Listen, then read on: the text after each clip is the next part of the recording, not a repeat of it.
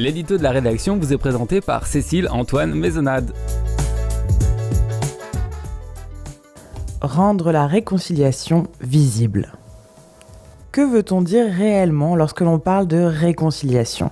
Si l'on prend la définition générale du mot, le terme désigne l'action de raccommoder, de rapprocher des adversaires des gens fâchés entre eux. Dans le contexte qui nous intéresse, celui qui oppose au Canada les peuples des Premières Nations opprimés aux peuples non autochtones colonisateurs, ce mot devient combat politique. En parle-t-on assez ? En tout cas, la réconciliation est partout autour de nous, d'après le site de la gouverneure du Canada. Poste aujourd'hui occupé par Louise Arbour, il a précédemment été personnifié par Mary Simon. Celle-ci, première femme Inuk à avoir assuré cette fonction, a œuvré avec acharnement pour cette fameuse réconciliation. Pourtant, son travail a été ponctuellement entaché de commentaires sur le fait qu'elle parlait l'anglais et l'inuktitut, sans maîtriser le français.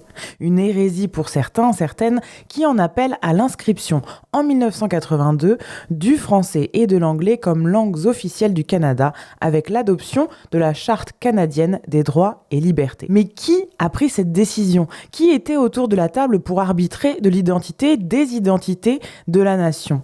Pour Michèle Audette, sénatrice du Québec et leader autochtone, la réponse est toute tranchée. C'était une erreur de décider sans nous, nous a-t-elle confié à Média Ténois. Peut-être faudrait-il réfléchir à un moyen de redonner officiellement sa voix au chapitre à un peuple à qui le droit à la parole lui a été retiré. Pour l'heure, à Yellowknife, la réconciliation s'engouffre dans les rues de la capitale avant de gagner prochainement le Grand Lac.